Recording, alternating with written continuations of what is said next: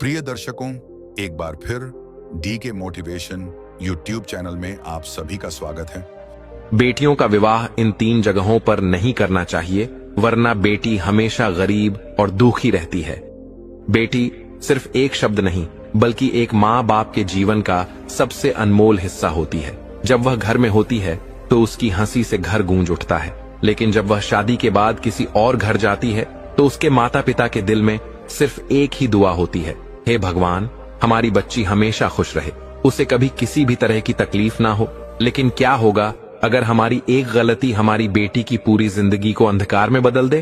क्या होगा अगर वह घर जहां हमने अपनी बेटी को ब्याहा है उसके लिए सिर्फ दर्द, गरीबी और आंसुओं का घर बन जाए?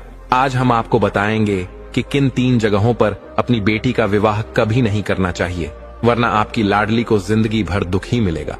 दोस्तों, जब कोई माँ बाप अपनी बेटी की शादी का फैसला लेते हैं तो वे यही सोचते हैं कि उनका फैसला सही हो, लेकिन कई बार यह जल्दबाजी में लिया गया फैसला उनकी बेटी की जिंदगी का सबसे बड़ा दुख बन जाता है।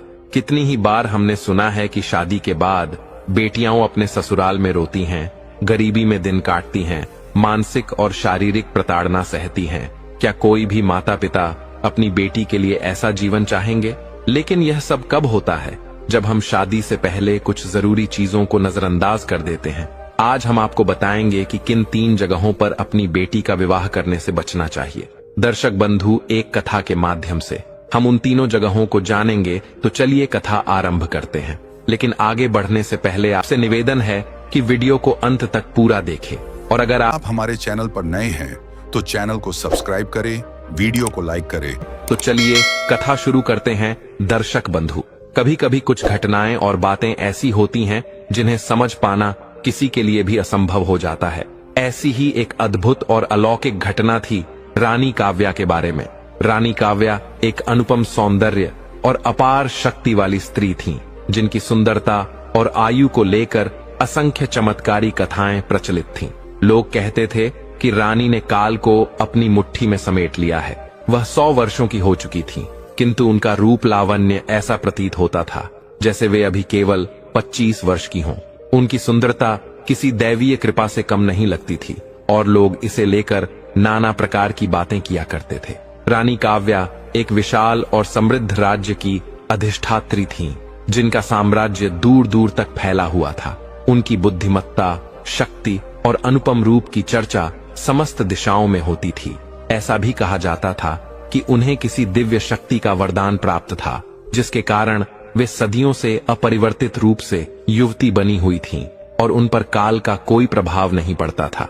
उनका तेजस्वी स्वरूप, सौम्य चाल, उनकी आंखों की अद्भुत चमक और चेहरे की ताजगी हर किसी को मोहित कर देती थी। लेकिन उनके जीवन में एक ऐसा रहस्य छिपा था जो उन्हें और भी रहस्यमय और अद्वितीय बनाता था। लोगों का विश्वास था कि रानी की सौंदर्य की रहस्यमयी छवि के पीछे कोई अलौकिक शक्ति काम कर रही है। उनके विषय में अनेक प्रकार की कथाएं प्रचलित थीं। कुछ लोग मानते थे कि उनके पास अमृत तुल्य कोई शक्ति है, जिसके कारण वे काल के प्रभाव से मुक्त हैं।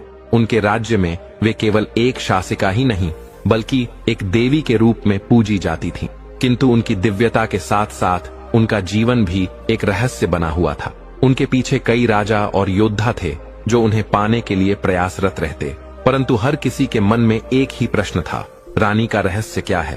रानी काव्या के विवाह को लेकर भी असंख्य कथाएं प्रसिद्ध थीं। ऐसा कहा जाता था कि उन्होंने कई बार विवाह किया, किंतु हर बार उनका पति विवाह के एक ही दिन बाद रहस्यमय रूप से लापता हो जाता था। यह कोई सामान्य घटना नहीं थी। विवाह के पश्चात उनके पतियों का यूं अचानक अदृश्य हो जाना पूरे राज्य में चर्चा का विषय बन चुका था। लोग इस बात से आशंकित थे कि रानी के पास कोई गूढ़ शक्ति या रहस्य है जो उनके पति को विलुप्त कर देता है। किंतु फिर भी उनकी अनुपम सुंदरता और दिव्यता के कारण हर कोई उनकी ओर आकर्षित हो जाता था।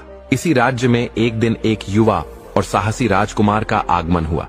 उसका नाम वीर था और वह असाधारण पराक्रमी और निडर था। जब उसने रानी काव्या के सौंदर्य और शक्ति के बारे में सुना तो वह भी आकर्षित हो गया, किंतु उसके मन में एक प्रश्न था, आखिर रानी काव्या के पास ऐसा कौन सा दिव्य रहस्य है जो उन्हें इतना सुंदर और सदा युवा बनाए रखता है?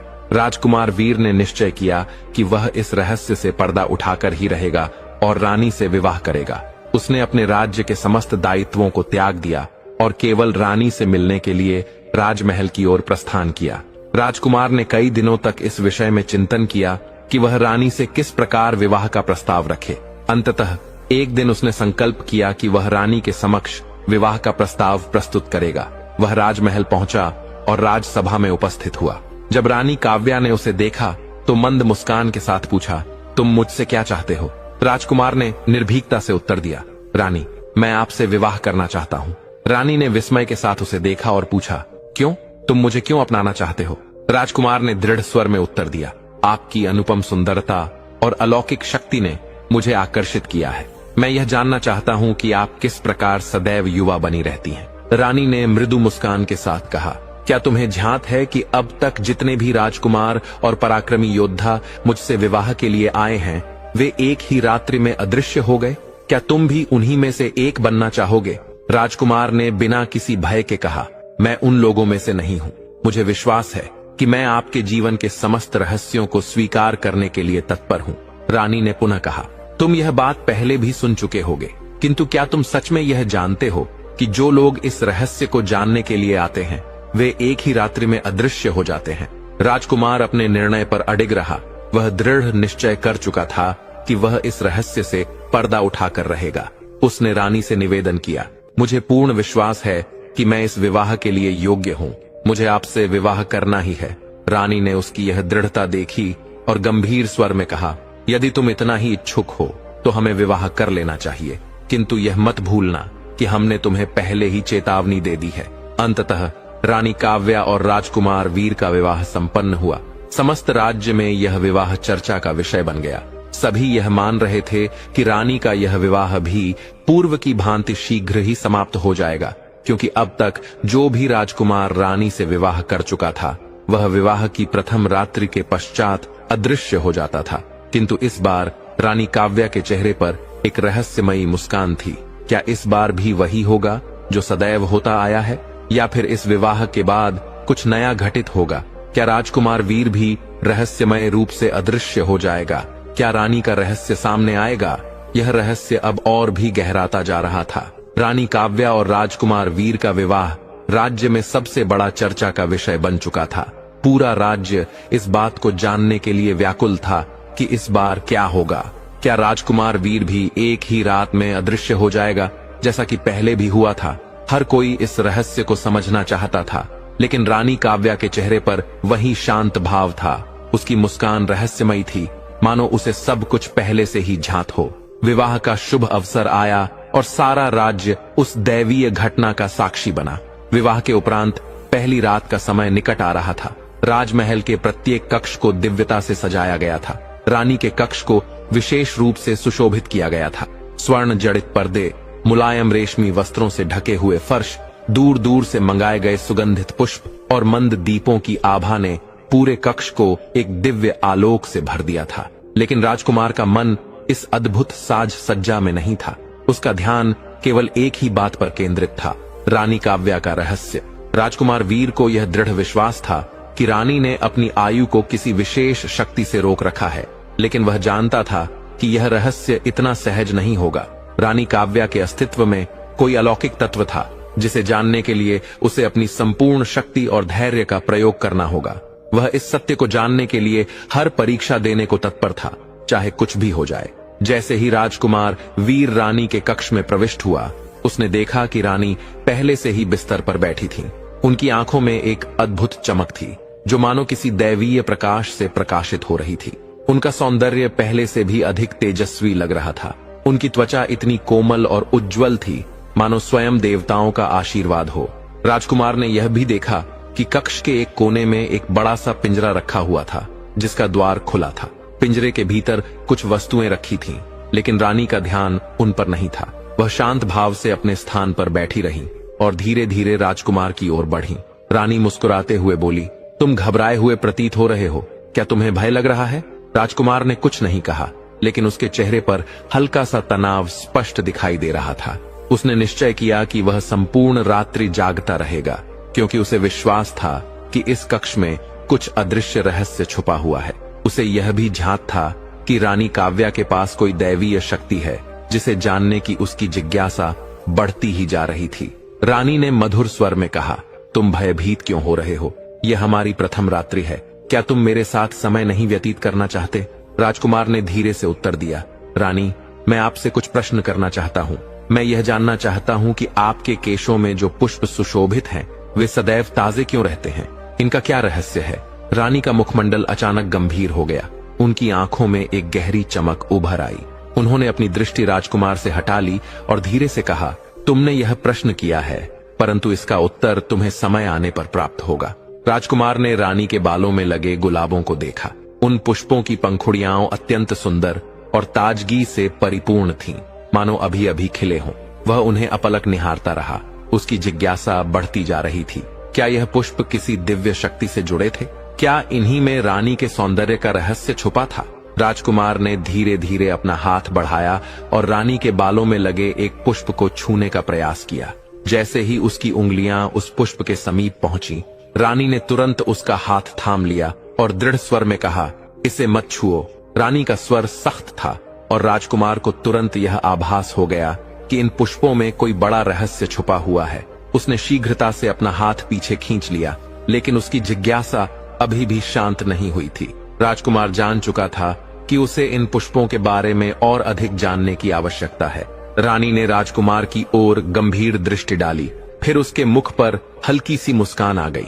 उन्होंने शांत स्वर में कहा, तुम यह समझने का प्रयास कर रहे हो कि क्या ये पुष्प ही हमारे जीवन का रहस्य है? राजकुमार की आंखों में उत्सुकता की चमक थी। उसने धीरे से उत्तर दिया, क्या आप हमें इसका रहस्य बता सकती हैं? रानी काव्या का मुख गंभीर हो गया। उन्होंने मधुर लेकिन दृढ़ स्वर में कहा, तुम इसे पूर्ण रूप से नहीं समझ पाओगे। इन गुलाबों में वह शक्ति है जो किसी भी प्राणी की आयु और ऊर्जा को परिवर्तित कर सकती है। यह पुष्प मुझसे जुड़े हैं और यही कारण है कि मैं सदैव युवा और दिव्य बनी रहती हूँ। राजकुमार चौंक उठा। क्या आप कह रही हैं कि ये पुष्प आपकी आयु को बढ़ाते हैं? रानी ने हल्के से सिर हिलाया और कहा, नहीं, यह केवल एक अंश है। इन पुष्पों का वास्तविक रहस्य तब प्रकट होता है जब उन्हें पूर्ण रूप से अलग कर दिया जाता है। राजकुमार को अब धीरे धीरे समझ आने लगा कि रानी के सौंदर्य का जो रहस्य उन्होंने बताया वह केवल एक हिस्सा था। वास्तव में सत्य कहीं और छिपा था। उसने रानी से धीरे से प्रश्न किया, यदि ये पुष्प पूरी तरह से हटा दिए जाए तो क्या होगा?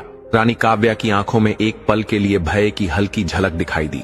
उन्होंने गंभीरता से कहा, यदि तुम इन पुष्पों को पूरी तरह से हटा दो तो मेरी आयु एक क्षण में बदल जाएगी।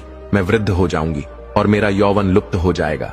मेरी सुंदरता और युवा स्वरूप केवल इन पुष्पों के कारण ही संभव है। राजकुमार अब पूर्ण रूप से आश्वस्त हो चुका था कि रानी का रहस्य वास्तव में उनके केशों में सुशोभित पुष्पों में समाया हुआ था।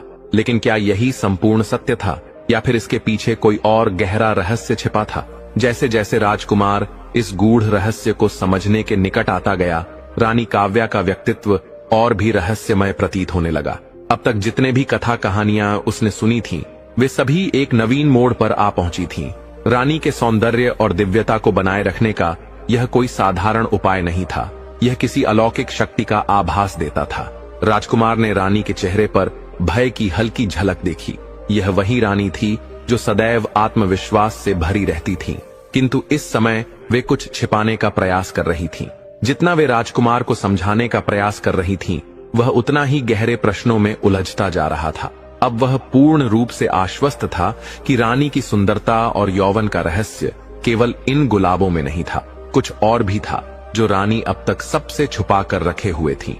आखिर क्या था वह रहस्य जिसे रानी कभी किसी को नहीं बता पाई थी? रानी काव्या के मुख पर एक अनोखी मुस्कान उभरी, मानो वे स्वयं को इस सत्य से पूर्ण रूप से परिचित करा चुकी हों। उन्होंने राजकुमार वीर की ओर देखा और गंभीर स्वर में कहा, तुम बहुत जिज्ञासु हो, लेकिन याद रखना, हर रहस्य को जानने की एक कीमत होती है। राजकुमार वीर ने संजीदगी से उत्तर दिया, रानी, मैं इसके लिए तैयार हूँ। यदि मैं आपका रहस्य जानता हूँ तो मुझे इसके परिणाम को सहने के लिए भी तैयार रहना होगा। रानी ने गहरी सांस ली, कुछ क्षणों तक मौन साधा और फिर धीरे से कहा, ठीक है, मैं तुम्हें सब कुछ बताने वाली हूँ, लेकिन याद रखना, एक बार जब तुम इस रहस्य को जान लोगे तो तुम्हारा जीवन कभी भी पहले जैसा नहीं रहेगा। राजकुमार वीर ने श्रद्धा से सिर झुकाया। उसकी आंखों में दृढ़ निश्चय था। अब वह समझ चुका था कि यह रहस्य केवल रानी काव्या का नहीं था, बल्कि इसमें पूरे राज्य का भविष्य भी छुपा हुआ था। रानी ने अपने केशों में लगे गुलाब के एक पुष्प को स्पर्श किया और धीरे धीरे उसे निकाल लिया। जैसे ही उसने वह पुष्प हटाया, एक चमत्कारी परिवर्तन होने लगा। रानी की आंखों में एक अद्भुत चमक आई और उनकी दिव्य सुंदरता क्षण भर में लुप्त होने लगी। राजकुमार वीर आश्चर्यचकित रह गया। वह देख रहा था कि रानी अब वृद्ध प्रतीत होने लगी थीं। उनकी कोमल त्वचा पर झुर्रियां उभर आईं और उनके चेहरे पर उम्र के चिन्ह स्पष्ट होने लगे। राजकुमार ने चकित होकर पूछा, यह क्या हो रहा है? रानी काव्या ने शांत स्वर में उत्तर दिया, यही वह सत्य है जिसे मैं तुमसे अब तक छुपा रही थी। ये गुलाब और इसी तरह के अनेक पुष्प जो मेरे केशों में विराजमान हैं, मेरी आयु को नियंत्रित करते हैं। जब भी मैं एक पुष्प निकालती हूँ, मेरी वास्तविक अवस्था प्रकट होने लगती है। अब राजकुमार को यह समझ आ चुका था कि रानी का रहस्य क्या था। उन्होंने अपने यौवन और सौंदर्य को स्थायी बनाए रखने के लिए इन दिव्य पुष्पों का उपयोग किया था, लेकिन ये पुष्प केवल उनकी सुंदरता का कारण नहीं थे, बल्कि उनके अस्तित्व का भी एक अभिन्न अंग बन चुके थे। राजकुमार ने गंभीर स्वर में पूछा, तो तुम कहना चाहती हो कि तुम्हारी सुंदरता और यौवन इन पुष्पों पर निर्भर है? रानी काव्या ने सिर झुकाया और धीरे से उत्तर दिया, हाँ, इन पुष्पों के बिना मैं वृद्ध हो जाऊंगी। यदि वे पूर्ण रूप से हटा दिए जाएं, तो मैं अपने वास्तविक रूप में लौट जाऊंगी और फिर कोई भी शक्ति मुझे वापस युवा नहीं बना सकेगी। राजकुमार ने गहरी सांस ली और फिर धीरे से कहा, तो तुम्हारा यौवन सदा के लिए इन गुलाबों से जुड़ा हुआ है? रानी ने मंद स्वर में उत्तर दिया, हाँ, और यही वह रहस्य है जिसे मैं तुम्हें दिखाना चाहती थी। यह कोई साधारण शक्ति नहीं है, यह एक ऐसी शक्ति है जिसे मैंने वर्षों से संभाला है, लेकिन इसकी कीमत बहुत अधिक है। उन्होंने आगे कहा, हर बार जब मैं एक पुष्प को हटाती हूँ, मैं कुछ न कुछ खो देती हूँ। मुझे यह भय बना रहता है कि एक दिन जब ये पुष्प पूरी तरह से समाप्त हो जाएंगे, तब मैं अपनी वास्तविक अवस्था में लौट आऊंगी और फिर मेरे पास पुनः अपना यौवन पाने का कोई उपाय नहीं होगा। अब राजकुमार वीर पूर्ण रूप से समझ चुका था कि रानी के सौंदर्य और यौवन का रहस्य क्या था, लेकिन उसके मन में अभी भी एक प्रश्न शेष था। उसने धीरे से पूछा, तो क्या तुम सदैव इन पुष्पों पर निर्भर रहोगी? क्या तुम्हारा जीवन इनके बिना अधूरा रहेगा? रानी ने राजकुमार की ओर देखा और कहा, इन पुष्पों के बिना मेरा जीवन समाप्त हो जाएगा, लेकिन इनके साथ रहना भी एक कठिन परीक्षा है। मुझे सदा अपनी वास्तविक अवस्था को छुपाकर जीना पड़ता है। यह किसी दंड से कम नहीं है, लेकिन इसे त्यागने का भी मेरे पास कोई मार्ग नहीं है। राजकुमार कुछ क्षण मौन रहा, फिर गंभीरता से पूछा, तुमने कहा था कि हर रहस्य को जानने की एक कीमत होती है, तो इस रहस्य को जानने की मेरी क्या कीमत होगी? रानी काव्या ने गहरी और गंभीर सांस ली और कहा, तुम्हें इस रहस्य को जानने की पूरी कीमत चुकानी होगी। यदि तुम इस सत्य को उजागर करना चाहते हो, तो तुम्हें यह समझना होगा कि तुम कभी भी रानी काव्या को वैसे नहीं देख पाओगे जैसा तुमने अब तक देखा है। तुम्हारा जीवन भी एक नए मार्ग की ओर मुड़ सकता है। राजकुमार वीर ने मन ही मन निश्चय कर लिया कि वह इस सत्य को जानने के बाद भी रानी के साथ रहेगा, लेकिन क्या वह इस रहस्य को स्वीकार कर सकेगा? क्या वह इस रहस्य से जुड़ी कीमत चुका पाएगा? इन विचारों के साथ राजकुमार ने आगे के मार्ग के विषय में चिंतन करना आरंभ किया, लेकिन रानी का रहस्य केवल राजकुमार के लिए नहीं था। इस रहस्य का प्रभाव समूचे राज्य पर भी पड़ेगा, और यह तय करना कि वह इस सत्य को स्वीकार करेगा या इसे छुपाकर रानी से दूर चला जाएगा, अब केवल राजकुमार वीर के हाथ में था। राजकुमार वीर के मन में अब अनेक प्रश्न थे और रानी काव्या का रहस्य उसे पूरी तरह से घेर चुका था। वह जानता था कि इस सत्य को जानने की एक बड़ी कीमत चुकानी होगी, लेकिन फिर भी उसकी जिज्ञासा और रानी काव्या के प्रति उसका स्नेह उसे पीछे हटने नहीं दे रहा था। रानी ने उसे पहले ही सचेत किया था कि यह रहस्य उसके जीवन को पूर्ण रूप से बदल सकता है, लेकिन वीर इसके लिए पूरी तरह से तैयार था। मैं जानता हूं रानी, राजकुमार ने गंभीरता से कहा, लेकिन अब मुझे यह एहसास हो गया है कि मेरे लिए सबसे महत्वपूर्ण बात तुम्हारे साथ रहना और तुम्हारे इस रहस्य को जानना है। रानी काव्या की आंखों में एक हल्की सी ज्योति जल उठी, जैसे वह राजकुमार के इस निर्णय को स्वीकार कर रही हो। तुमने अपना मार्ग चुन लिया है वीर, अब तुम्हारे लिए वही राह है जो मैंने स्वयं के लिए चुनी है, लेकिन यह मार्ग सरल नहीं होगा। राजकुमार वीर ने धीरे से सिर हिलाया और फिर पूछा, क्या तुम मुझे यह विश्वास दिला सकती हो कि ये गुलाब और तुम्हारी सुंदरता सदा बनी रहेगी? रानी ने गहरी सांस ली और कुछ पल के लिए मौन रहकर विचार किया। फिर उन्होंने धीरे से उत्तर दिया, इसका कोई निश्चित उत्तर मेरे पास नहीं है वीर। यह शक्ति स्थायी नहीं है। एक दिन ऐसा आएगा जब मैं इन पुष्पों को संभाल नहीं पाऊंगी और मेरी वास्तविक आयु सबके सामने प्रकट हो जाएगी। तब मुझे स्वीकार करना होगा कि मैं भी एक साधारण नारी की भांति वृद्ध हो जाऊंगी। राजकुमार ने रानी की बातों को ध्यानपूर्वक सुना, लेकिन मन ही मन उसने एक निश्चय कर लिया था। वह किसी भी स्थिति में रानी काव्या के इस रहस्य का सामना करेगा और समाधान निकालेगा। उसे पूरा विश्वास था कि वह रानी के साथ रहकर इस गूढ़ रहस्य को हल कर सकता है और राज्य को सुरक्षित रख सकता है। अगले कुछ दिनों तक राजकुमार वीर और रानी काव्या की मुलाकातें अधिक होने लगी। वे अधिक समय साथ बिताने लगे और धीरे धीरे राजकुमार ने रानी के अतीत को जानने का प्रयास किया। एक दिन रानी ने अपनी कहानी सुनानी शुरू की। यह शक्ति मुझे यूं ही नहीं मिली थी, रानी ने कहा। यह मुझे एक पुरानी तपस्या के परिणाम स्वरूप प्राप्त हुई थी। बहुत वर्षों पूर्व जब मैं युवा थी, मुझे एक रहस्यमयी आर्षी का आशीर्वाद मिला था। उन्होंने मुझसे कहा कि मैं अपनी जवानी को अनंत बना सकती हूँ, लेकिन इसके लिए मुझे अपनी आत्मा का एक अंश अर्पण करना होगा। मैंने यह स्वीकार किया और उसके पश्चात मैं सदा के लिए युवा बनी रह सकी। राजकुमार वीर की आंखों में आश्चर्य की लहर दौड़ गई। क्या तुम यह कह रही हो कि तुम्हारी अमृता और यौवन की कीमत तुम्हारी आत्मा का एक अंश है? रानी काव्या ने धीरे से सिर झुकाया और उत्तर दिया, हाँ, वह आर्षी बहुत शक्तिशाली थे, लेकिन उन्होंने कहा था कि जब तक मैं इन पुष्पों को संभाल कर रखूंगी तब तक मेरी सुंदरता बनी रहेगी। किंतु जब भी मैं इन पुष्पों को बदलती हूँ, मेरी आत्मा और शरीर का एक अंश धीरे धीरे क्षीण होता जाता है और एक दिन ऐसा भी आएगा जब मुझे अपनी वास्तविक अवस्था को पूर्ण रूप से स्वीकार करना होगा। राजकुमार वीर की आंखों में चिंता स्पष्ट झलकने लगी। अब वह समझ चुका था कि रानी काव्या की सुंदरता और यौवन एक जादुई संधि का परिणाम था और इसे बनाए रखना रानी के लिए एक कठिन तपस्या थी। लेकिन क्या रानी इस तपस्या को जीवन भर निभा सकेंगी? क्या उनका जीवन सदा के लिए इसी सौदे का हिस्सा रहेगा? राजकुमार ने धीरे से पूछा, क्या तुम्हें कभी डर नहीं लगता? क्या तुम्हें नहीं लगता कि यह संधि एक दिन तुम्हारे लिए विपत्ति बन सकती है? रानी काव्या की आंखों में पीड़ा उभर आई, लेकिन उनकी वाणी में वही आत्मविश्वास था जो सदैव रहता था। डर तो मुझे भी लगता है वीर, उन्होंने कहा, लेकिन कभी कभी हमें अपने भाग्य के साथ समझौता करना पड़ता है। मैंने यह संधि की थी और अब इसे निभाना मेरी जिम्मेदारी है। राजकुमार वीर ने देखा कि रानी की आंखों में एक गहरी निराशा थी, किंतु उनके भीतर एक अद्भुत शक्ति भी थी।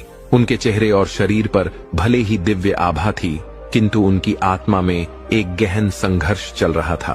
रानी काव्या के इस संघर्ष को समझते हुए राजकुमार ने सोचा कि उसे कुछ ऐसा करना होगा जिससे रानी को इस जादुई संधि से मुक्त किया जा सके। क्या वह इस रहस्य का हल खोज पाएगा? क्या वह रानी काव्या को यह स्वीकार करने के लिए प्रेरित कर सकेगा कि वास्तविक सौंदर्य भीतर की आत्मा में निहित होता है, न कि किसी जादुई शक्ति में? राजकुमार वीर ने मन में ठान लिया कि वह किसी भी स्थिति में रानी काव्या की सहायता करेगा। अब वह इस रहस्य से लड़ने के लिए पूर्ण रूप से तैयार था। लेकिन इस रहस्य का समाधान कहाँ था? क्या वह उस आर्षी को खोज पाएगा जिसने रानी को यह शक्ति प्रदान की थी? और यदि वह आर्षी मिल भी गया तो क्या वह रानी को इस शक्ति से मुक्त कर पाएगा? समय तेजी से बीत रहा था और राजकुमार का हृदय बेचैन हो उठा था। एक ओर जहां रानी काव्या का रहस्य और अधिक गहराता जा रहा था, वहीं दूसरी ओर उसे यह अनुभव हो रहा था कि यदि उसने शीघ्र ही कोई उपाय नहीं खोजा तो एक दिन रानी काव्या की यह दिव्य सुंदरता समाप्त हो जाएगी और साथ ही उनका राज्य भी एक अनिश्चित भविष्य की ओर बढ़ जाएगा। क्या राजकुमार वीर इस रहस्य को सुलझा पाएगा या फिर रानी काव्या का यौवन एक दिन सदा के लिए समाप्त हो जाएगा? राजकुमार वीर के मन में अब गहरे प्रश्न उठ रहे थे और रानी काव्या के रहस्य को जानने की जिज्ञासा ने उसे पूरी तरह से घेर लिया था। वह समझ चुका था कि रानी काव्या की सुंदरता और यौवन केवल किसी जादू का परिणाम नहीं थे, बल्कि इसके पीछे एक गहरा और रहस्यमयी इतिहास था। रानी की कहानी ने उसे चौंका दिया था, लेकिन अब वह इस रहस्य को हल करने के लिए पूरी तरह से तैयार था। रानी काव्या के शब्दों में एक छिपा हुआ दुख था जिसे वह अपने हृदय में संजोए हुए जी रही थी। राजकुमार वीर ने सोचा, क्या हम इस शक्ति से उसे मुक्त कर सकते हैं? क्या वह कभी अपने वास्तविक रूप को स्वीकार कर पाएगी? उसकी आंखों में एक दृढ़ संकल्प था और अब उसकी एकमात्र इच्छा थी कि वह इस रहस्य से पर्दा हटाए और रानी काव्या को इस बंधन से मुक्त करे। कुछ दिनों तक राजकुमार वीर ने रानी से और अधिक बातें की। उसने यह भी जानने का प्रयास किया कि उस रहस्यमयी आरशी का पता कहाँ मिल सकता है जिसने रानी को यह शक्ति दी थी। रानी काव्या ने उसे पहले ही चेतावनी दी थी कि यह मार्ग अत्यंत कठिन होगा, लेकिन राजकुमार की निष्ठा और उसका आत्मविश्वास अब इस रहस्य को उजागर करने के लिए जागृत हो चुका था। रानी काव्या ने बताया कि वह आरशी बहुत पहले एक दूरस्थ जंगल में रहता था। वह केवल एक साधारण संत नहीं था, बल्कि एक अद्भुत शक्ति का स्वामी था, लेकिन उसकी शक्ति को समझने और प्राप्त करने के लिए किसी ने भी अभी तक कोई प्रयास नहीं किया था। राजकुमार वीर ने निश्चय कर लिया था कि वह उस जंगल की यात्रा करेगा और किसी भी कीमत पर उस आरशी से मिलेगा। रानी काव्या ने उसके साहस को देखा और फिर कहा, तुमने जो मार्ग चुना है वह सरल नहीं होगा वीर। उस जंगल में कई भयानक जीव रहते हैं और उस आरशी तक पहुंचना किसी चमत्कार से कम नहीं है, लेकिन यदि तुमने यह निश्चय कर लिया है तो मैं तुम्हारे साथ हूँ। राजकुमार वीर ने श्रद्धा से सिर झुकाया और कहा, रानी, अब मेरा संपूर्ण जीवन इस रहस्य को हल करने में समर्पित है। मुझे विश्वास है कि हम इस शक्ति को समाप्त कर सकते हैं और तुम्हें मुक्ति मिल सकती है। रानी काव्या की आंखों में गहरी उदासी थी, लेकिन उसने वीर की आंखों में साहस और आत्मविश्वास भी देखा।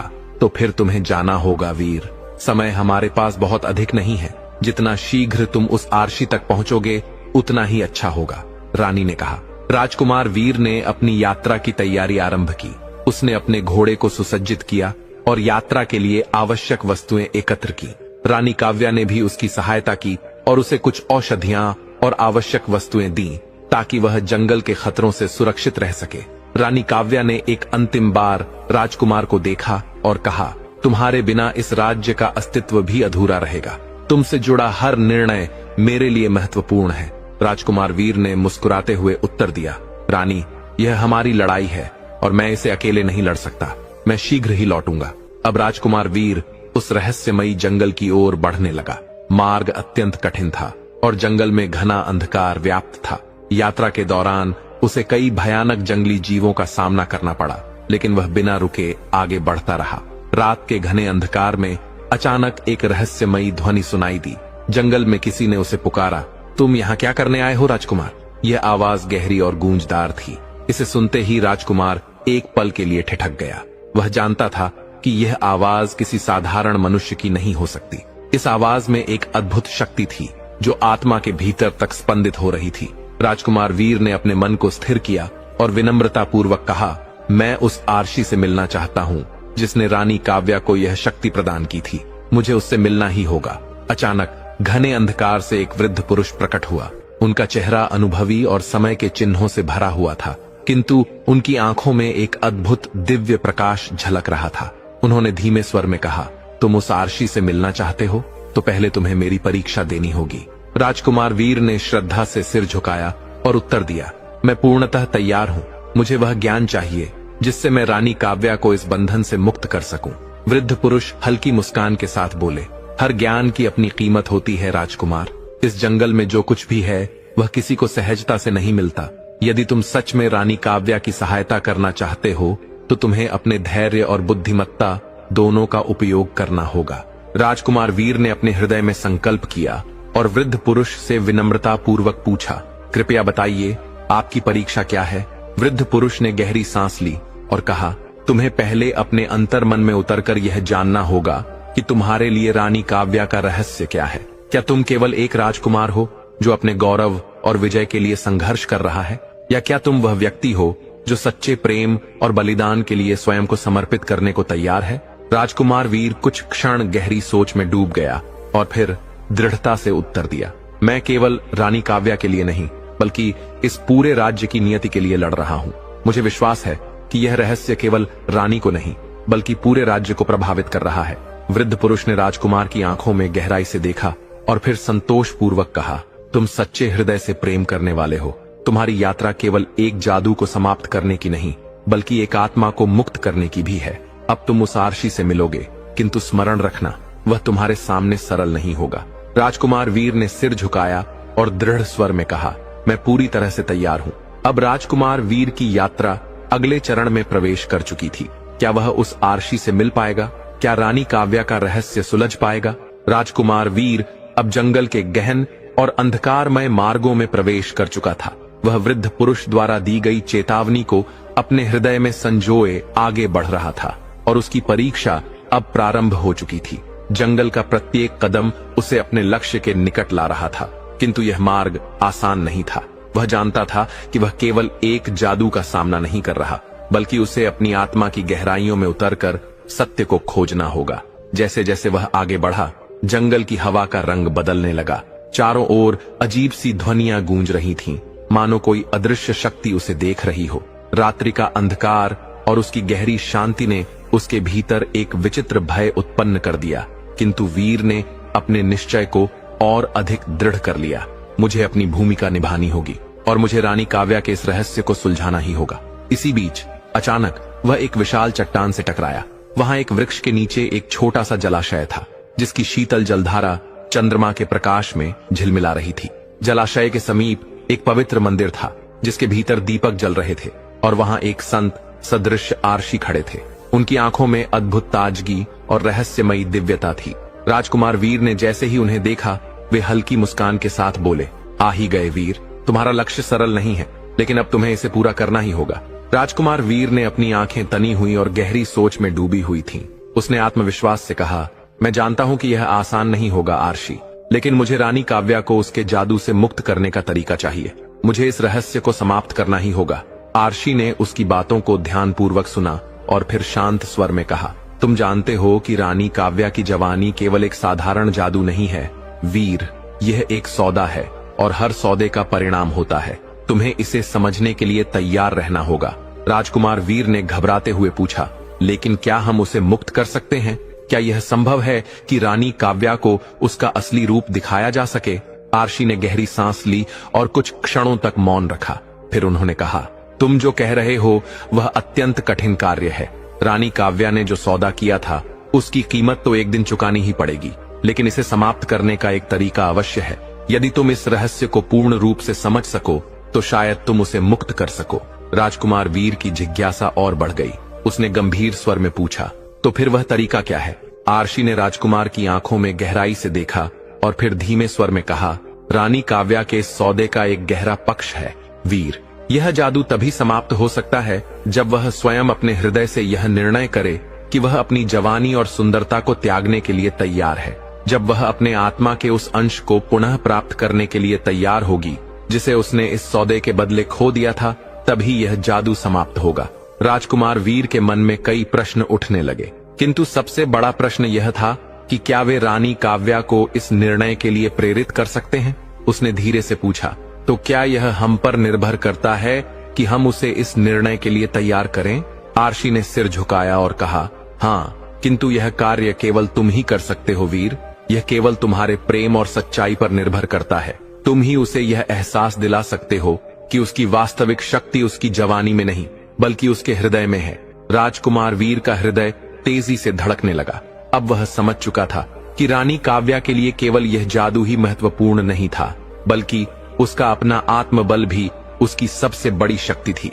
उसे यह समझाने की आवश्यकता थी कि उसकी सुंदरता ही नहीं बल्कि उसका आंतरिक तेज भी अमूल्य था। मैं रानी काव्या से इस बारे में बात करूंगा, राजकुमार वीर ने दृढ़ निश्चय के साथ कहा।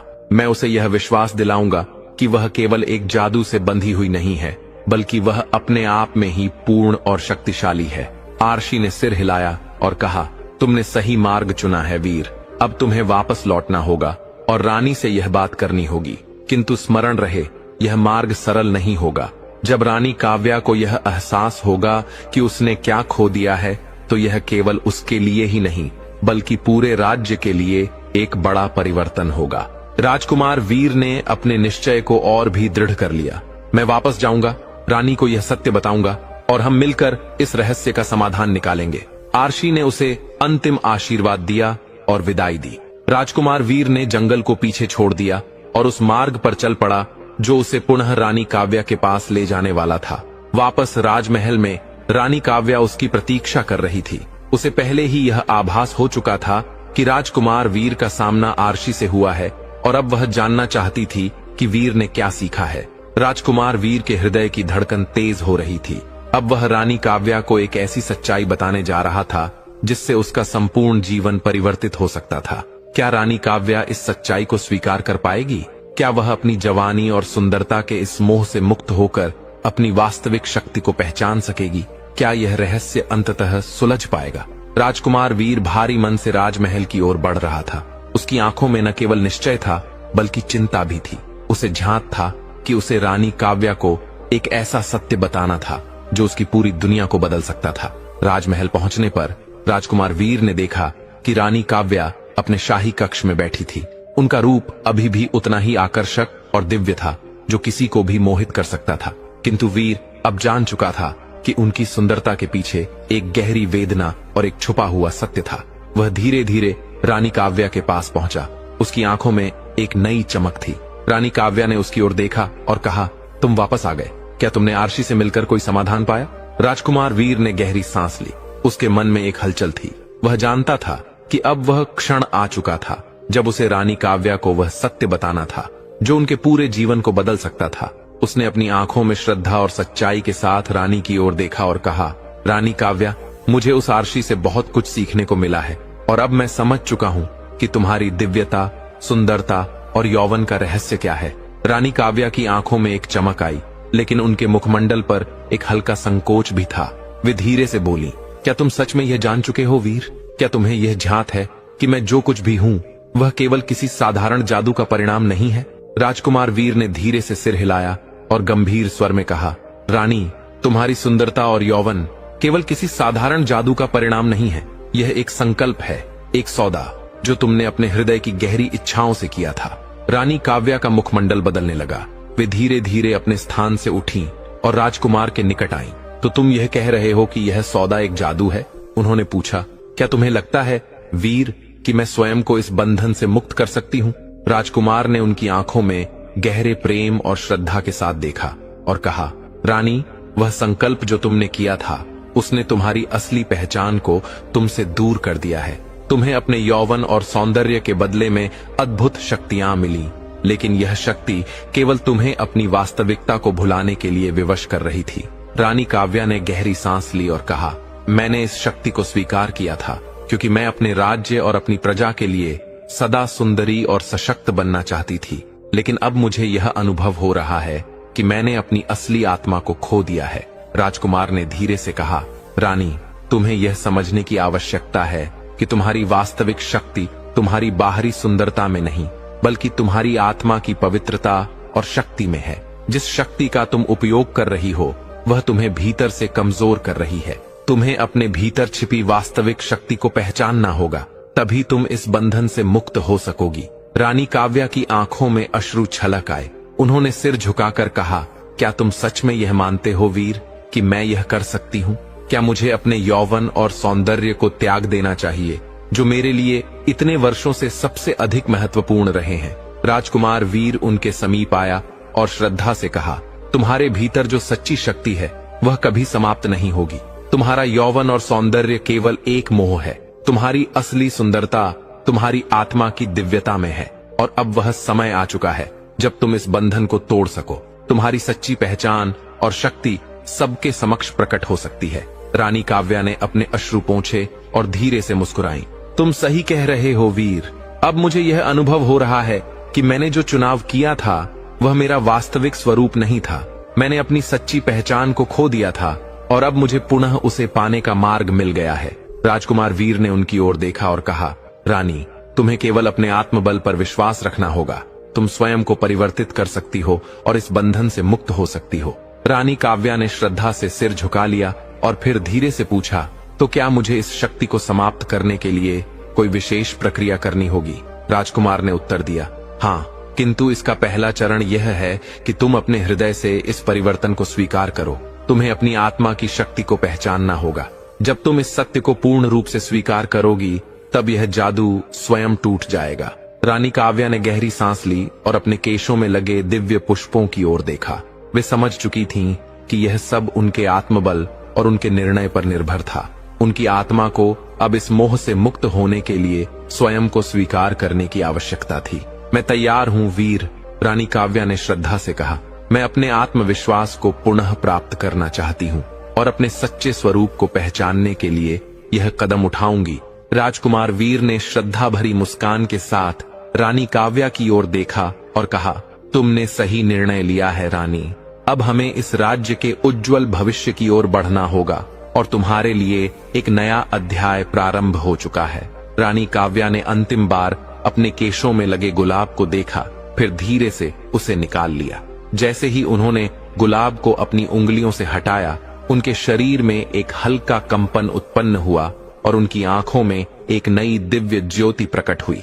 अब उन्हें झांत हो चुका था कि उनकी वास्तविक शक्ति उनके यौवन में नहीं, बल्कि उनकी आत्मा के तेज में थी। जैसे ही गुलाब उनके हाथों से निकला, एक शीतल पवन महल के कक्ष में प्रवाहित होने लगी। उनके मुखमंडल पर एक अद्भुत परिवर्तन आया। वे अब पहले से अधिक शांत और संतुलित प्रतीत हो रही थीं। राजकुमार वीर ने देखा कि जैसे कोई चमत्कारी घटना घटित हो रही थी। रानी के चारों ओर का वातावरण अचानक हल्का हो गया था, मानो कोई अदृश्य भार उनके हृदय से उतर चुका हो। वर्षों पुराना वह जादू अब धीरे धीरे समाप्त हो रहा था। राजकुमार वीर ने धीरे से पूछा, क्या तुम ठीक हो रानी? रानी काव्या ने एक कोमल मुस्कान के साथ उत्तर दिया, हाँ वीर, अब मैं पूर्णतः ठीक हूँ। ये गुलाब केवल एक प्रतीक था। ये मेरी शक्ति का आधार नहीं था, बल्कि यह वही था जिसे मैं वर्षों से स्वयं से छिपाकर रख रही थी। अब मुझे अपनी असली शक्ति का अनुभव हो रहा है। उन्होंने अपना सिर उठाया और महल के बाहर फैली पवित्र रोशनी की ओर देखा। अब मैं समझ चुकी हूँ कि वास्तविक शक्ति केवल यौवन और सौंदर्य में नहीं होती, बल्कि आंतरिक शांति, आत्मविश्वास और सत्यता में निहित होती है। राजकुमार वीर ने गहरी सांस ली और कहा, तुमने एक बहुत बड़ा और सही निर्णय लिया है रानी। यह कदम केवल तुम्हारे लिए नहीं, बल्कि पूरे राज्य के कल्याण के लिए अत्यंत महत्वपूर्ण है। रानी काव्या ने राजकुमार की ओर देखा और दृढ़ स्वर में कहा, यह परिवर्तन केवल मेरे लिए नहीं वीर, यह एक शुरुआत है जिसे पूरे राज्य तक पहुंचाना होगा। मैं अब जान चुकी हूं कि मेरे लिए सबसे महत्वपूर्ण मेरा राज्य और मेरे लोग हैं। मुझे उनका उचित मार्गदर्शन करना है और यही मेरी वास्तविक शक्ति है। राजकुमार वीर ने रानी काव्या के इन शब्दों को ध्यानपूर्वक सुना। उनकी वाणी में एक नई प्रेरणा थी जो संपूर्ण राज्य को एक नई दिशा देने वाली थी। राजकुमार अब समझ चुका था कि रानी का हृदय पहले से कहीं अधिक मजबूत और शुद्ध हो चुका था। वे दोनों महल के आंगन में पहुंचे, जहां रानी के विश्वस्त मंत्रीगण और दरबारी पहले से उपस्थित थे। सभी की आंखों में जिज्ञासा थी। वे जानना चाहते थे कि रानी के भीतर क्या परिवर्तन आया है। रानी काव्या ने सभी को देखा और फिर राजकुमार की ओर मुस्कुराते हुए कहा, मैं अब स्वयं को पूर्ण रूप से जान चुकी हूँ। मुझे यह झांत हो गया है कि जब तक मैं अपनी आत्मा की शक्ति को पहचान नहीं लूंगी, तब तक मेरे राज्य का भी वास्तविक उत्थान संभव नहीं है। सभी लोग स्तब्ध थे, किंतु उनके मुख पर एक नई आशा और श्रद्धा दिखाई देने लगी। वे समझ रहे थे कि रानी के शब्दों में एक गहरी सच्चाई थी। रानी ने अपनी आंखें बंद कीं, फिर अपनी संपूर्ण प्रजा को संबोधित करते हुए कहा, आज से हम सभी मिलकर इस राज्य में एक नई जागृति लाएंगे। हम केवल बाहरी सौंदर्य और शक्ति के पीछे नहीं भागेंगे, बल्कि अपने हृदय की सच्चाई और आंतरिक शक्ति को पहचानेंगे। उन्होंने गहरी सांस ली और दृढ़ता से कहा, अब मैं केवल इस राज्य की काव्या नहीं हूँ, बल्कि एक नई काव्या बन चुकी हूँ, जो पूरी तरह से मुक्त है, जो अपने लोगों के साथ खड़ी है और जो अपने राज्य के लिए सच्चे मार्गदर्शन का स्रोत बनेगी। राजकुमार वीर ने रानी काव्या के शब्दों को ध्यानपूर्वक सुना और फिर श्रद्धा से मुस्कुराते हुए कहा, रानी, आज तुमने हमें एक नया दृष्टिकोण दिखाया है। यह केवल तुम्हारे लिए नहीं, बल्कि संपूर्ण राज्य के लिए एक नई शुरुआत है। अब हमें सब मिलकर उस दिशा में आगे बढ़ना होगा जो हम सबके लिए सबसे शुभ हो। रानी काव्या ने गहरी सांस ली और प्रेम पूर्वक कहा, मैं जानती हूँ कि यह सरल नहीं होगा, लेकिन यदि हम सब एकजुट होकर प्रयास करें तो यह अवश्य संभव हो सकता है। हमें अपने राज्य की भलाई के लिए सामूहिक रूप से कार्य करना होगा और अपने सच्चे कर्तव्यों का पालन करना होगा। राजकुमार वीर ने रानी की इन पवित्र बातों को सुनकर उनकी ओर देखा और फिर दरबारियों तथा समस्त प्रजा की ओर मुख करते हुए कहा, अब राज्य का भविष्य रानी काव्या के नेतृत्व में सुरक्षित है। हमें उनकी वाणी और उनके संकल्प पर विश्वास रखना होगा। यदि हम सब मिलकर एकजुटता और निष्ठा से कार्य करें तो यह राज्य निश्चित ही उन्नति के मार्ग पर अग्रसर होगा। रानी काव्या ने उपस्थित सभी लोगों की ओर प्रेम से देखा और फिर कहा, हमें यह समझना होगा कि वास्तविक सुंदरता और शक्ति हमारे भीतर निहित होती है। बाहरी स्वरूप केवल एक भ्रम है। जब तक यह राज्य अपनी आंतरिक शक्ति को पहचान कर नहीं चलेगा, तब तक हम किसी भी बाहरी बाधा से स्वयं की रक्षा नहीं कर सकते। सभी लोग अब इस परिवर्तन को स्वीकार कर चुके थे। उनके हृदयों में एक नवीन आशा और विश्वास उत्पन्न हो चुका था। रानी काव्या का यह आंतरिक परिवर्तन केवल उनका व्यक्तिगत नहीं था, बल्कि यह संपूर्ण राज्य के लिए एक नवीन युग का आरंभ था। राजमहल की भव्य दीवारों में गूंजते शब्द अब केवल शाही आदेश नहीं रह गए थे, बल्कि यह संपूर्ण राज्य के प्रत्येक नागरिक के लिए एक पावन संदेश बन चुके थे। रानी काव्या ने स्वयं को पहचान लिया था और अब वे अपने राज्य को भी एक नई पहचान देने के लिए तत्पर थीं। राजकुमार वीर और रानी काव्या का संबंध अब केवल प्रेम और विश्वास तक सीमित नहीं था, बल्कि यह एक गहरे सहयोग और जिम्मेदारी का प्रतीक बन चुका था। दोनों मिलकर राज्य को उस दिशा में ले जाने के लिए संकल्पबद्ध थे, जहां प्रत्येक व्यक्ति अपनी वास्तविक शक्ति को पहचाने और समाज सामूहिक रूप से समृद्धि की ओर बढ़े। क्या रानी काव्या और राजकुमार वीर का यह निर्णय राज्य के भविष्य को एक नई दिशा दे पाएगा? क्या रानी की आत्मिक शक्ति राज्य की वास्तविक समृद्धि का स्रोत बन पाएगी? यह तो केवल समय ही बता सकता था, किंतु एक सत्य निश्चित था। रानी काव्या की यह यात्रा केवल उनके लिए नहीं, बल्कि संपूर्ण राज्य के लिए एक नए युग का प्रारंभ थी। रानी काव्या का यह निर्णय अब एक वायु की भांति संपूर्ण राज्य में फैल चुका था। उनके विचार, उनकी वाणी और उनका नया दृष्टिकोण न केवल दरबारियों बल्कि समस्त जनता को भी प्रभावित कर रहा था। अब प्रत्येक व्यक्ति यह अनुभव कर रहा था कि यह समय परिवर्तन का है और रानी काव्या का नेतृत्व इस राज्य को नई ऊंचाइयों तक ले जाने के लिए पूर्णतः सक्षम है। राजमहल में दिन भर चहल पहल बनी रही। दरबारी, मंत्री, सेनापति और राज्य के ज्ञानी पुरुष महल के प्रांगण में एकत्रित हो रहे थे, ताकि वे रानी काव्या के नवीन दृष्टिकोण पर विचार कर सकें। रानी काव्या अब केवल एक रूपवती और शक्तिशाली शासक नहीं थीं, बल्कि वे एक प्रबुद्ध नेता के रूप में स्थापित हो चुकी थीं। राजकुमार वीर ने भी रानी के इस दिव्य दृष्टिकोण को पूर्ण समर्थन दिया था और अब वे इस पवित्र योजना को कार्यान्वित करने में उनकी सहायता करने के लिए तत्पर थे। दोनों ने मिलकर राज्य की समस्याओं और संभावित खतरों पर चर्चा की। उन्होंने योजना बनाई कि किस प्रकार राज्य को एक नए मार्ग पर अग्रसर किया जा सकता है। महल के विशेष सभा कक्ष में एक महत्वपूर्ण सभा का आयोजन किया गया। इस सभा में रानी काव्या, राजकुमार वीर और राज्य के समस्त उच्च अधिकारी उपस्थित थे। रानी काव्या ने सभा का शुभारंभ करते हुए कहा, हमारा राज्य एक महान इतिहास और संस्कृति का धारक है, किंतु समय के साथ हमने अपने अनेक मूल्यों और सिद्धांतों को भुला दिया है। अब समय आ चुका है कि हम उन सिद्धांतों को पुनः अपनाएं, जो हमें हमारी वास्तविक पहचान प्रदान करते हैं। रानी काव्या ने सभा में बैठे सभी मंत्रियों, दरबारियों और अधिकारियों की ओर देखा और शांत स्वर में कहा, हमारे राज्य की शांति और समृद्धि के लिए अब हमें अपने भीतर के असली सौंदर्य और शक्ति को पहचानने की आवश्यकता है। हमें बाहरी स्वरूप और दिखावे से ऊपर उठकर अपने आत्मविश्वास और आंतरिक सामर्थ्य को विकसित करना होगा।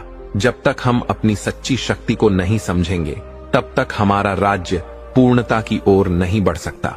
राजकुमार वीर ने रानी काव्या के शब्दों का समर्थन करते हुए कहा, राज्य को अब केवल बाहरी सौंदर्य से नहीं, बल्कि आंतरिक शक्ति से मापा जाना चाहिए। हमें यह समझना होगा कि हमारी वास्तविक शक्ति हमारे भीतर ही स्थित है। जब हम इसे पहचान लेंगे और अपने कर्मों में आत्मविश्वास लाएंगे, तब यह राज्य पुनः समृद्धि और उन्नति के मार्ग पर अग्रसर होगा। सभा में उपस्थित प्रत्येक व्यक्ति रानी काव्या और राजकुमार वीर के इन प्रेरणादायक शब्दों से प्रभावित हुआ। यह एक नई शुरुआत थी और सभी ने यह संकल्प लिया कि वे इस परिवर्तन में पूर्ण रूप से भाग लेंगे। रानी काव्या ने राज्य के लिए एक नई नीति की घोषणा की, आंतरिक शक्ति और आत्मविश्वास का निर्माण करना और प्रत्येक नागरिक को यह समझाना कि असली सुंदरता और शक्ति केवल बाहरी स्वरूप में नहीं, बल्कि उनके आत्मविश्वास और आत्मिक शांति में निहित है। इसके पश्चात रानी काव्या ने राज्य के लोगों को अपने विचारों से अवगत कराने के लिए एक महासम्मेलन बुलाने का निर्णय लिया। यह सम्मेलन पूरे राज्य से लोगों को एकत्रित करने के लिए था, ताकि उन्हें सही दिशा में जागरूक किया जा सके और इस परिवर्तन में उनकी भागीदारी सुनिश्चित की जा सके। महासम्मेलन की तैयारियां पूरे जोश के साथ प्रारंभ हुईं। महल के प्रत्येक कोने को सुसज्जित किया जा रहा था और संदेशवाहक प्रत्येक गांव और नगर में आमंत्रण देने के लिए भेजे गए थे। राज्य में एक नई ऊर्जा प्रवाहित हो चुकी थी और लोगों में उत्सुकता थी कि इस महासम्मेलन में क्या नया सीखने को मिलेगा। महासम्मेलन के दिन पूरा राज्य उत्साह और आशा से भरा हुआ था। हजारों नागरिक महल के प्रांगण में एकत्र हुए। उनके मन में प्रश्न भी थे और परिवर्तन की स्वीकृति भी। रानी काव्या ने मंच पर आकर सभी का आशीर्वाद और अभिवादन किया और फिर मधुर वाणी में कहा, मेरे प्रिय राज्यवासियों, आज मैं आपको एक नया दृष्टिकोण देने आई हूँ। अब तक हमने केवल बाहरी सुंदरता और शक्ति को ही महत्व दिया है, लेकिन अब हमें यह समझना आवश्यक है कि असली शक्ति हमारे भीतर स्थित है। जब हम अपने आत्मविश्वास और आंतरिक शांति को पहचानेंगे, तभी हम अपने राज्य को एक नई ऊंचाई पर ले जा सकेंगे। रानी काव्या के इन शब्दों ने सभी के हृदयों को छू लिया। लोग यह समझने लगे कि रानी अब केवल एक शासक नहीं, बल्कि एक मार्गदर्शक के रूप में उनके समक्ष खड़ी थीं। उन्होंने सभी को एक नई दृष्टि प्रदान की, जिससे वे अपने जीवन को एक नई दिशा देने के लिए प्रेरित हुए। राज्य के सभी वर्गों, किसानों, व्यापारियों, सैनिकों, महिलाओं, वृद्धों और युवाओं को उन्होंने आत्मविश्वास और आंतरिक शक्ति का महत्व समझाया। उन्होंने यह संदेश दिया कि हर व्यक्ति के भीतर एक अनूठी शक्ति है और यदि वे इसे पहचान लें तो कोई भी बाहरी बाधा उन्हें रोक नहीं सकती। महासम्मेलन समाप्त होने के पश्चात रानी काव्या और राजकुमार वीर अपने कक्ष में लौटे। राजकुमार वीर ने रानी काव्या की ओर देखा और सम्मान पूर्वक कहा, रानी, आपने आज जिस परिवर्तन की शुरुआत की है वह न केवल आपके लिए बल्कि संपूर्ण राज्य के लिए एक ऐतिहासिक क्षण है। अब हमें एक नई दिशा प्राप्त हो चुकी है और यह राज्य फिर से अपने गौरव को प्राप्त करने की ओर बढ़ चुका है। रानी काव्या ने एक कोमल मुस्कान के साथ उत्तर दिया, यह परिवर्तन केवल मेरे लिए नहीं बल्कि हमारे राज्य के प्रत्येक नागरिक के लिए है। हम सभी मिलकर इस राज्य को नई ऊंचाइयों तक पहुंचाएंगे।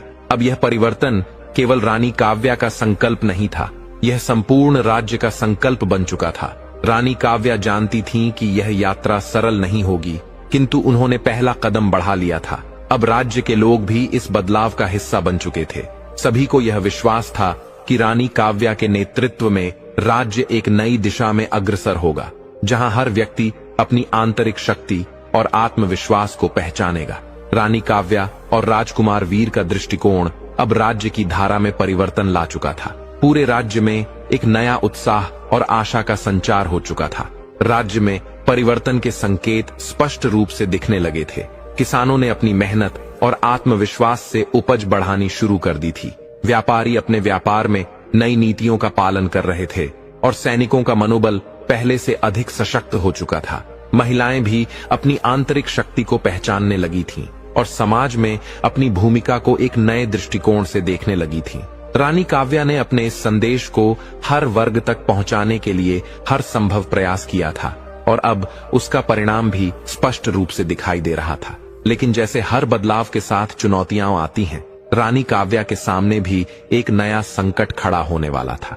राज्य के कुछ पुराने शत्रु जो सदैव रानी की शक्ति और न्यायप्रियता को पसंद नहीं करते थे, अब इस परिवर्तन से घबराने लगे थे। उन्हें भय था कि यदि राज्य के लोग जागरूक हो गए और एकजुट हो गए तो उनका प्रभाव समाप्त हो जाएगा और वे अपनी शक्ति खो देंगे। राज्य के पूर्वी सीमा पर स्थित पड़ोसी शासक राजा विक्रम ने काव्या के इस परिवर्तन को एक खतरे के रूप में देखा। राजा विक्रम, जो अत्यंत चतुर और चालाक शासक था, ने यह योजना बनाई कि किसी भी तरह रानी काव्या के आंतरिक शक्ति और एकता के संदेश को विफल किया जाए। राजा विक्रम ने अपनी सेना को तैयार किया और धीरे धीरे राज्य की सीमाओं को पार करना शुरू कर दिया। राजकुमार वीर और रानी काव्या ने यह जानकारी शीघ्र ही प्राप्त कर ली। रानी काव्या जानती थीं कि यह समस्या केवल युद्ध से नहीं सुलझ सकती। यह केवल बाहरी युद्ध नहीं था, बल्कि राज्य के लोगों के मनोबल और उनकी आंतरिक शक्ति की परीक्षा भी थी। रानी काव्या को यह भली भांति ज्ञात था कि बाहरी शत्रु और शक्ति से भी अधिक महत्वपूर्ण राज्य के भीतर लोगों की एकता और आत्मविश्वास को बनाए रखना है। राजकुमार वीर और रानी काव्या ने तत्काल एक विशेष बैठक बुलाई, जिसमें सभी दरबारी और मंत्रीगण उपस्थित हुए। मंत्री गोविंद ने चिंतित स्वर में कहा, रानी, यह युद्ध हमें केवल शस्त्रों से नहीं बल्कि अपनी आंतरिक शक्ति से जीतना होगा। यदि हमारी प्रजा सशक्त और आत्मविश्वास से परिपूर्ण होगी तो कोई भी बाहरी शत्रु हमारे राज्य की एकता को भंग नहीं कर सकेगा। रानी काव्या ने मंत्रियों की बातों को गंभीरता से सुना और निर्णय लिया कि राज्य में एक नई योजना लागू की जाएगी। इस योजना के अंतर्गत न केवल सैनिकों को प्रशिक्षण दिया जाएगा, बल्कि प्रत्येक नागरिक को भी आत्मरक्षा, धैर्य और एकजुटता की कला सिखाई जाएगी।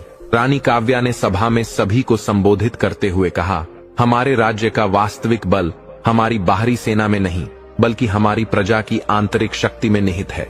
यदि हर नागरिक अपने भीतर की शक्ति को पहचान ले तो कोई भी बाधा उन्हें पराजित नहीं कर सकती। उन्होंने आगे कहा, हम किसी भी कठिनाई का सामना कर सकते हैं यदि हम सभी एकजुट रहें और अपने आत्मविश्वास को बनाए रखें। यह युद्ध केवल बाहरी शत्रु से नहीं, बल्कि हमारे भीतर की कमजोरी से भी है।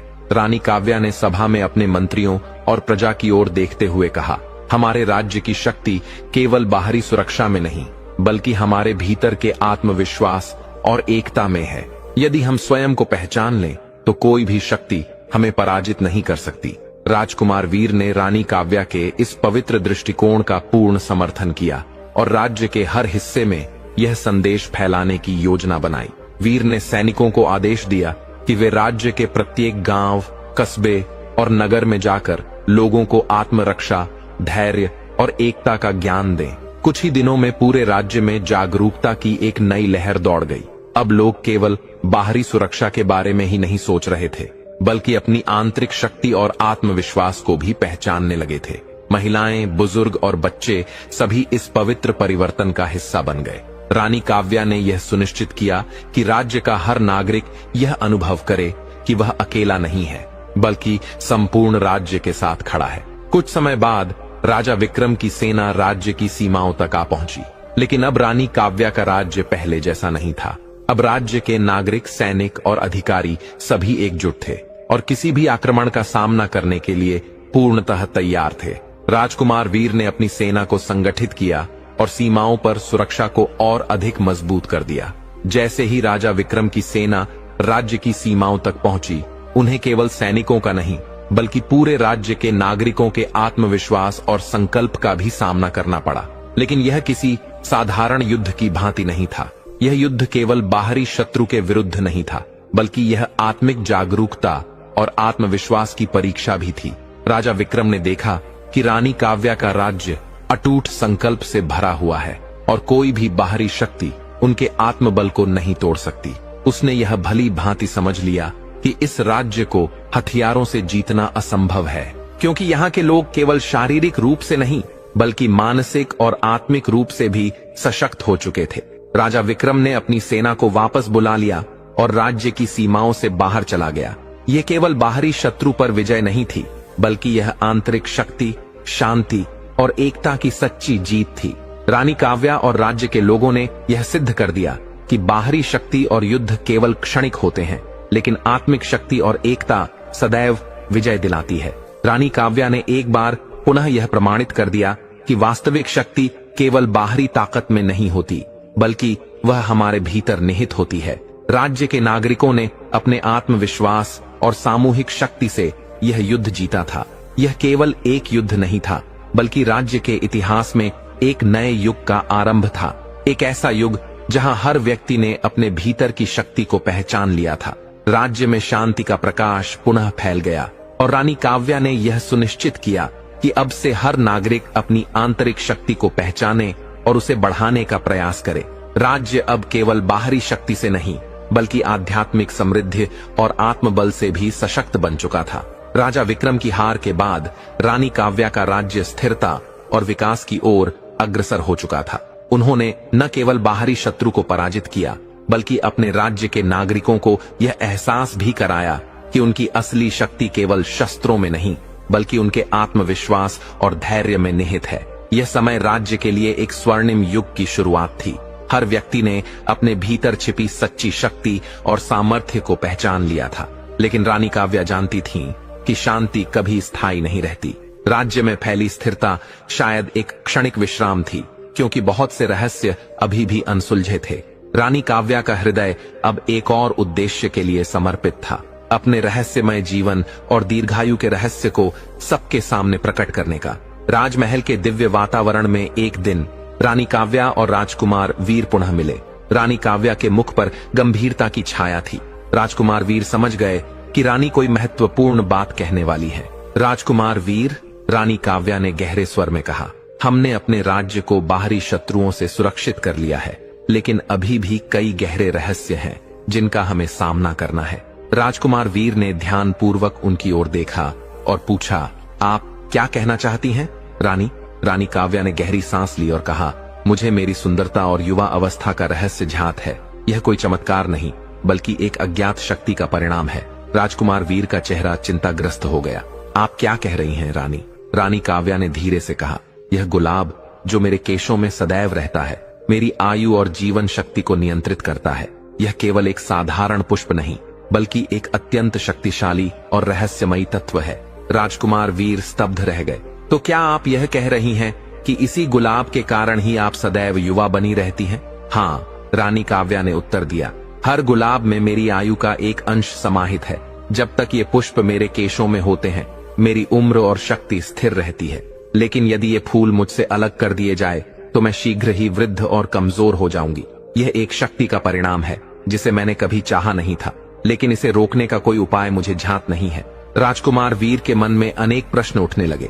तो इसका अर्थ यह है कि आप सदैव से ही इस सत्य को जानती थीं कि आप एक असामान्य आयु प्राप्त कर सकती हैं, लेकिन आपने कभी इसका विरोध क्यों नहीं किया? रानी काव्या की आंखों में एक अद्भुत चमक दिखाई दी और उन्होंने कहा, शायद मुझे कभी इसे रोकने की शक्ति नहीं मिली, और शायद मैंने इसे पूरी तरह से रोकने का प्रयास भी नहीं किया। जब मैंने पहली बार इस शक्ति के बारे में सुना तो मैंने इसे एक वरदान समझा था, लेकिन अब मैं इसे एक बंधन मानती हूँ। रानी काव्या ने गहरी सांस ली और कहा, अब समय आ गया है कि इस रहस्य का अंत किया जाए। मुझे नहीं चाहिए कि कोई और मेरे जैसी पीड़ा को झेले। इस गुलाब को नष्ट करना ही मेरा संकल्प है, लेकिन इसके लिए मुझे एक महान बलिदान देना होगा। राजकुमार वीर ने उनकी बात को ध्यानपूर्वक सुना और श्रद्धा से कहा, रानी, यदि आपको यह गुलाब नष्ट करना है तो मैं सदैव आपके साथ हूँ। हम दोनों मिलकर इस शक्ति को समाप्त करेंगे। रानी काव्या ने वीर के हाथों को थामते हुए कहा, तुम्हारा साथ ही मेरी सबसे बड़ी शक्ति रहा है।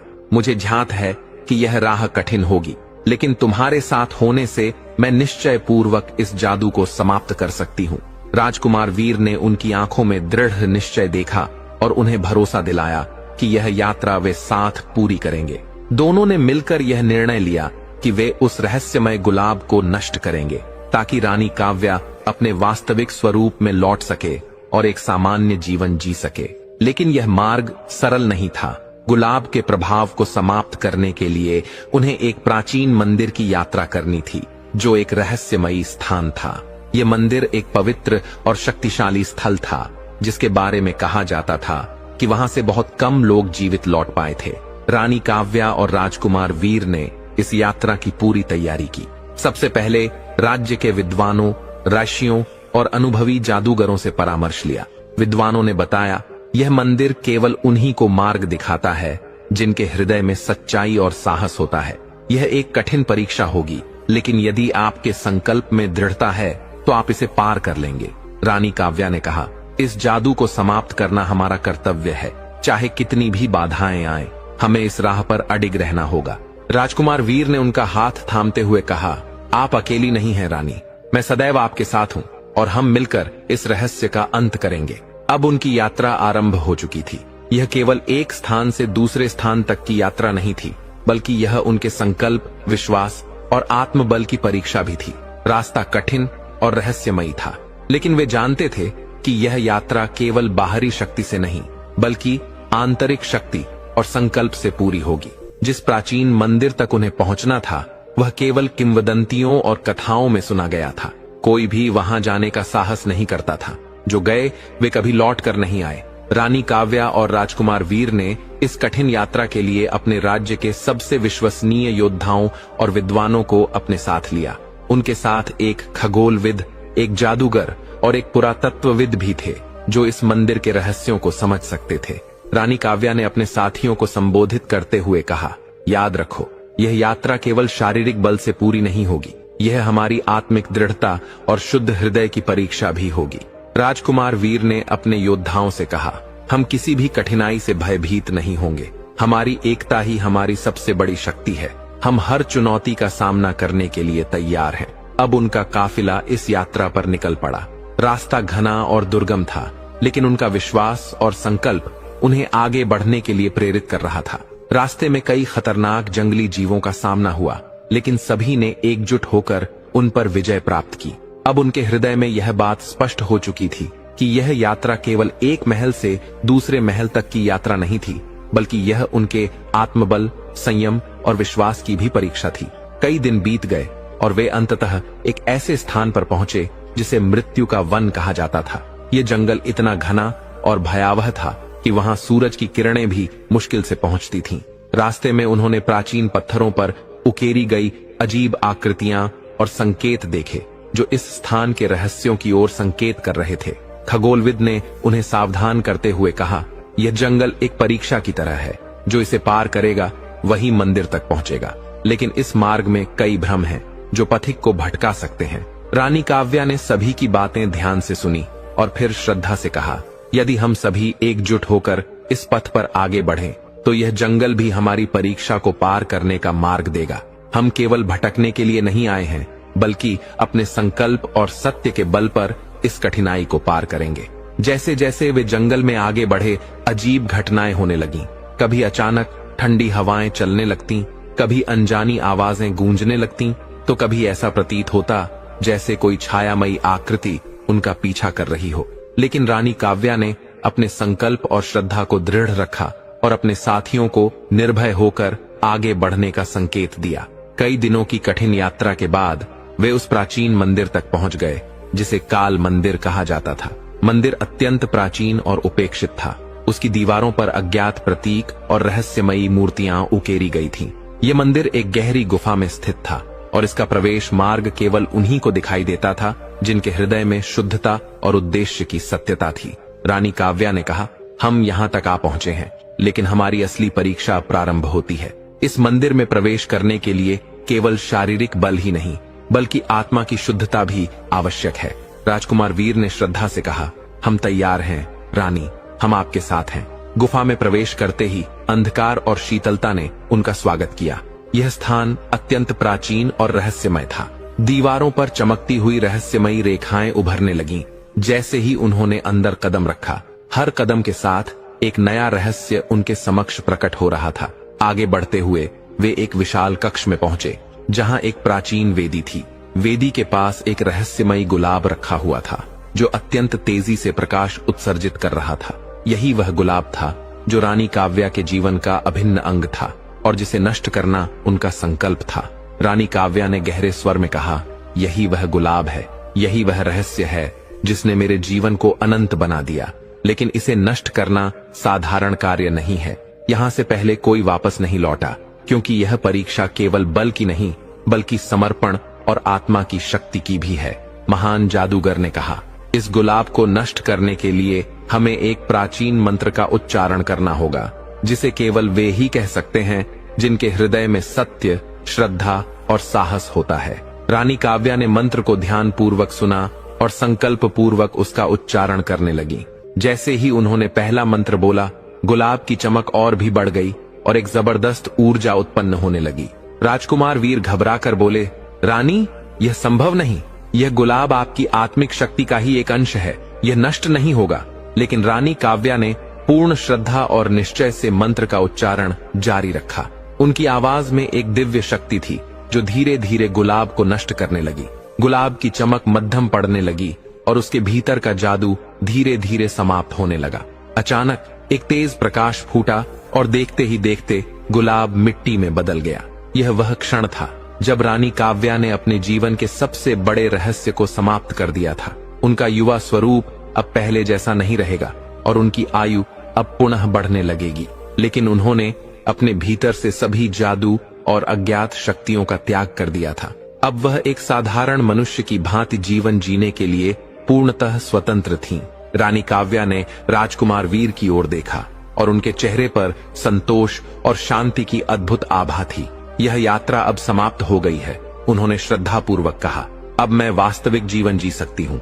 रानी काव्या ने अपने जीवन के सबसे बड़े रहस्य को समाप्त कर दिया था। अब वे न किसी जादू के प्रभाव में थीं, न किसी रहस्य में उलझी हुई थीं, लेकिन जो बलिदान उन्होंने दिया वह केवल उनके लिए नहीं बल्कि उनके राज्य और लोगों के लिए भी एक नई शुरुआत थी। जैसे ही गुलाब का जादू समाप्त हुआ, रानी काव्या ने महसूस किया कि उनकी त्वचा पर हल्की झुर्रियां उभर आई हैं। उनकी आंखों में थकावट थी, लेकिन चेहरा शांति और संतोष से दमक रहा था। अब उनका शरीर उसी अवस्था में आ चुका था जहां उन्हें अपनी वास्तविक आयु का अनुभव हो रहा था। उन्होंने अपने रहस्यमयी और जादू से भरे जीवन को पीछे छोड़ दिया था और अब एक नई दिशा की ओर अग्रसर हो रही थीं।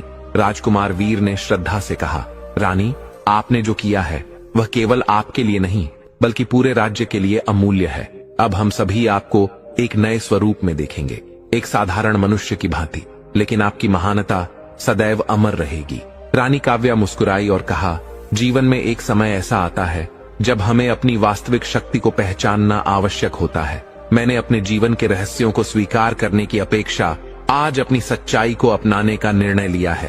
अब मैं अपनी वास्तविकता को पूरी श्रद्धा और सम्मान के साथ स्वीकार करती हूँ। रानी काव्या और राजकुमार वीर ने मिलकर राज्य में एक नए युग की शुरुआत की। रानी ने अपने जीवन को अब पूरी तरह से जनता के साथ समर्पित कर दिया। उन्होंने केवल बाहरी शत्रुओं से ही नहीं बल्कि आंतरिक अज्ञानता और भय से भी संघर्ष किया। उन्होंने यह समझा कि सबसे बड़ी शक्ति न तो किसी जादू में है, न किसी रहस्य में, बल्कि प्रेम, सहयोग और सत्य में है। रानी काव्या ने अपने लोगों को सिखाया कि वास्तविक शक्ति बाहरी चमत्कारों में नहीं बल्कि हमारे भीतर के साहस, विश्वास और सच्चाई में निहित है। उनके शासनकाल में हर नागरिक को समान अधिकार और सम्मान प्राप्त हुआ। समय के साथ रानी काव्या वृद्ध हो गईं, लेकिन उनकी आंखों में वही आत्मविश्वास और शांति बनी रही। अब वे एक साधारण जीवन जी रही थीं, लेकिन पहले से कहीं अधिक संतुष्ट और शांत थीं। राज्य के लोग उन्हें केवल एक रानी के रूप में नहीं बल्कि प्रेम, ज्ञान और आत्मबल की प्रतीक के रूप में देखते थे। उनकी कहानी सदियों तक जीवित रही।